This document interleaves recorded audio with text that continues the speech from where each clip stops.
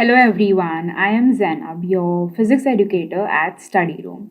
So today we are going to start with a new chapter called Force and Pressure. We are going to learn all about the activities related to force, the daily life observation related to force and pressure. Okay, so let's begin. Now, obviously, you all must have heard about force. In simple words, in simple definition, it means a push or a pull. Now, what is this push or a pull? Let's take some examples. Have you seen a footballer kicking the ball, kicking a football, or have you seen a batsman hitting the ball?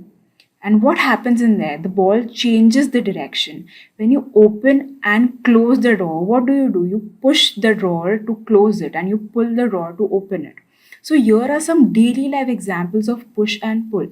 And for this push and pull, a force is required. That a push or a pull on an object is called a force. That is nothing but a force. The push or the pull you carry out. Now let's move on. Pressure. What is pressure? Now we already know what is force. So the force acting on unit area of a surface is called pressure. Now what happens is that here is an object.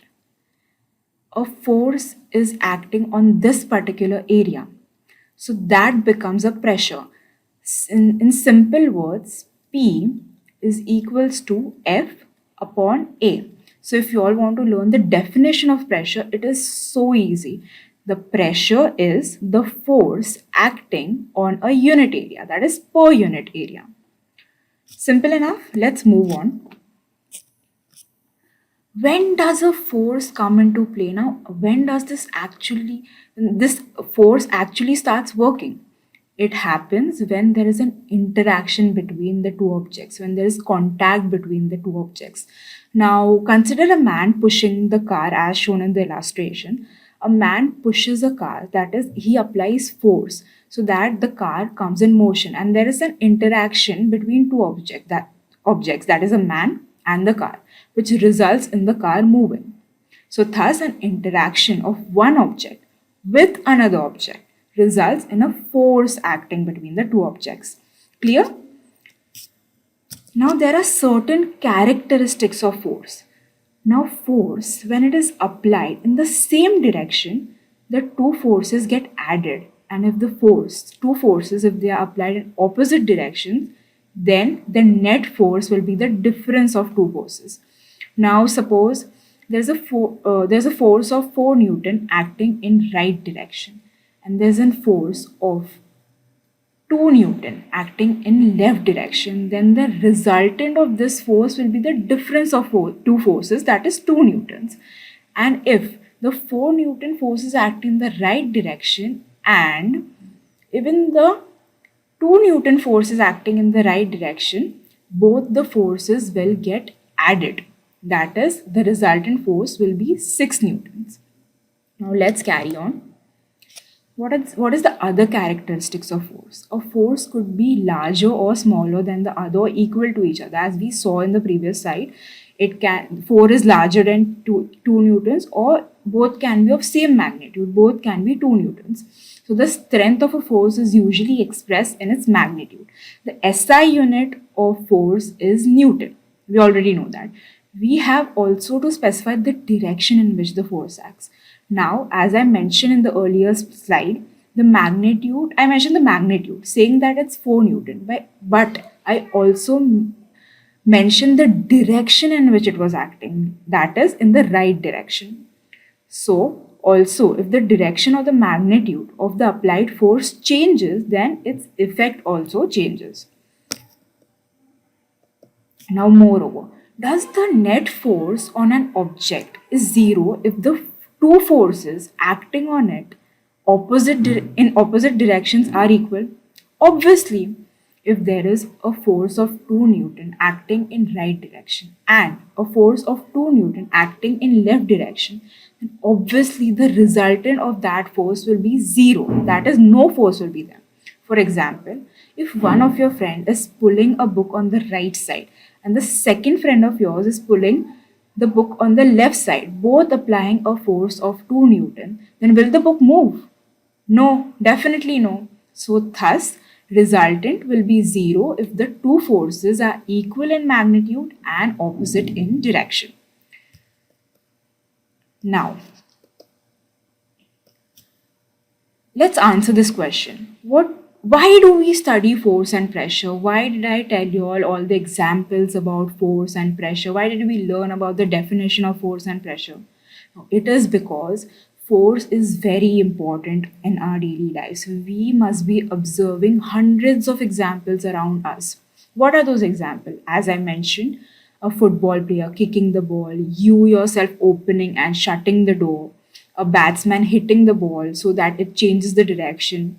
So all these are so this that is why force and pressure becomes very important, and we have to study in detail about force and pressure and the applications of it. So to answer this, we can say that it is because the applications of force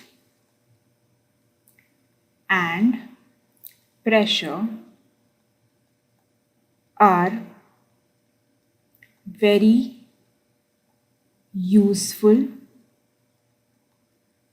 in our daily lives.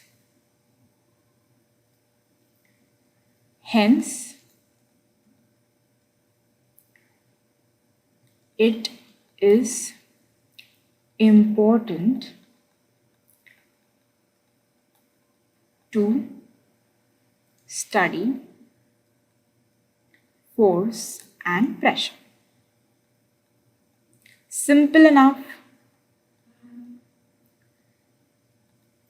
Let's move on. Now, what is a push force? If you keep a box in front of you and you try to push it, what happens then? The object moves away from you. Similarly, when you pull the box, what happens? The object moves towards you.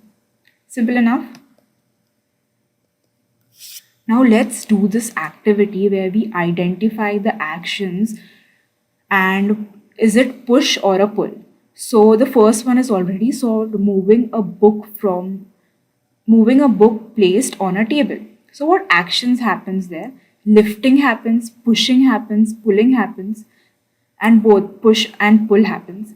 Now while shutting or opening the door, what happens?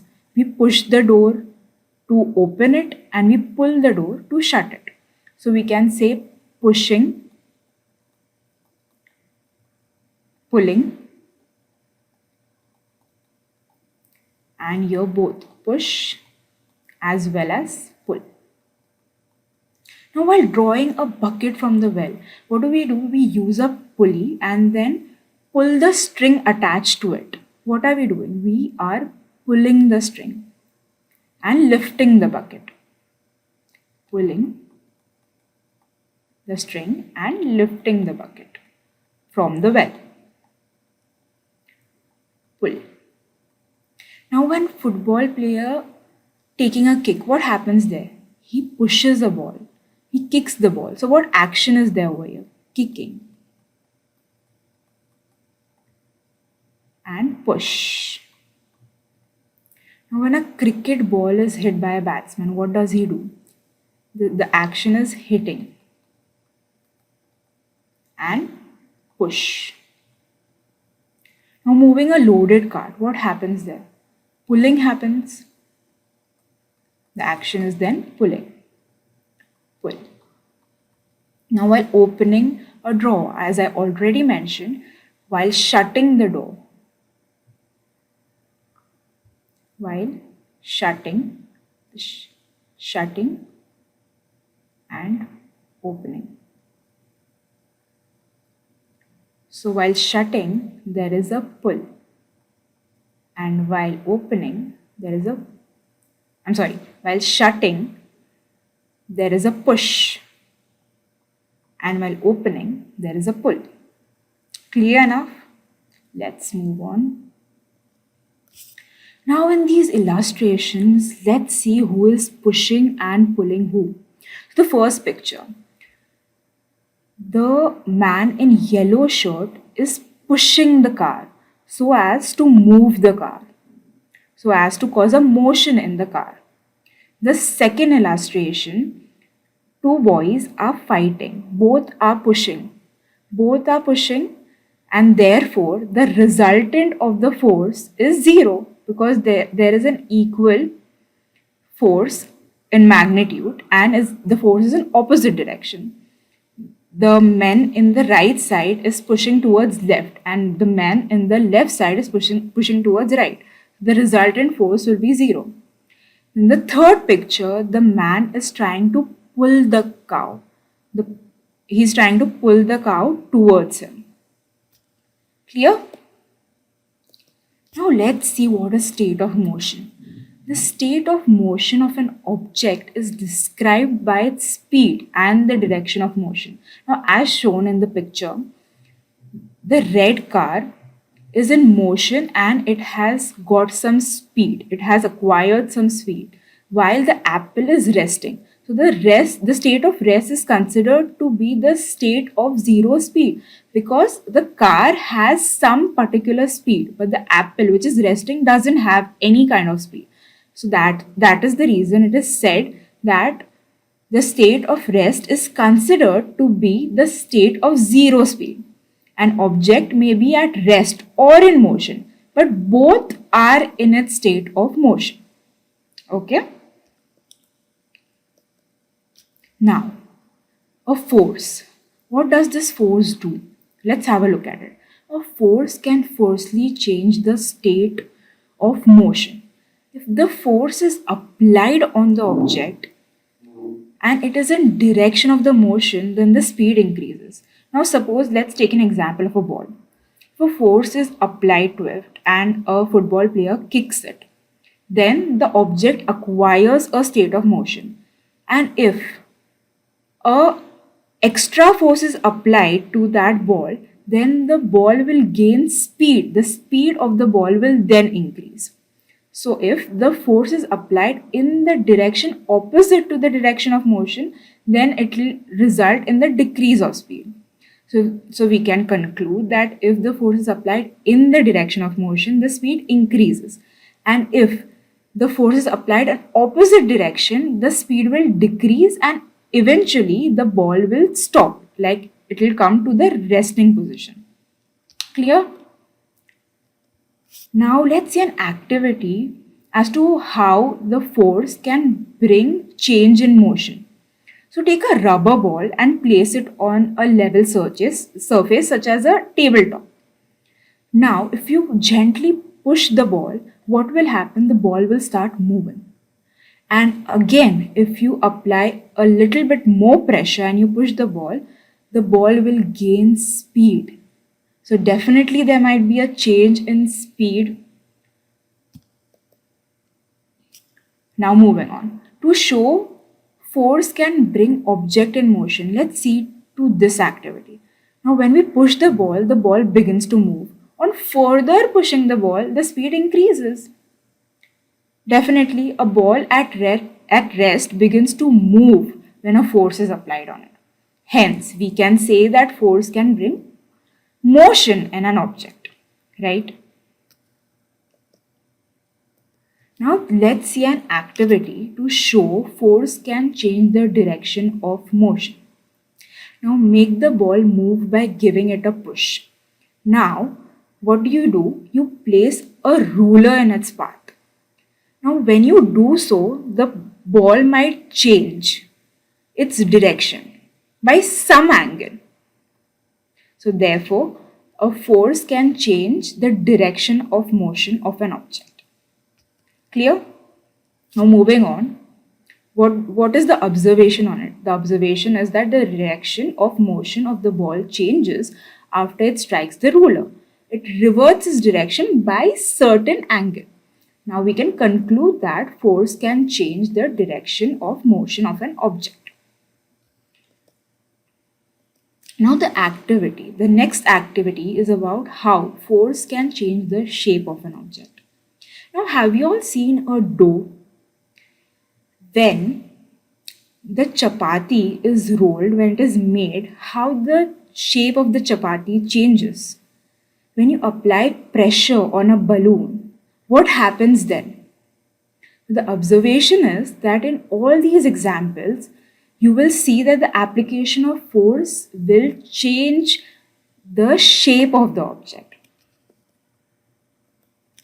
So let's summarize it. What all activities we saw and what all observations we saw and what all we concluded from it. Firstly, a force may make an object move from rest. Clear? We can we can make a car move right from its position of rest. It may change the speed of an object if it is moving. If the object is already in motion and a further force is applied, then it can change the speed. The speed increases. It may change the direction of motion of an object.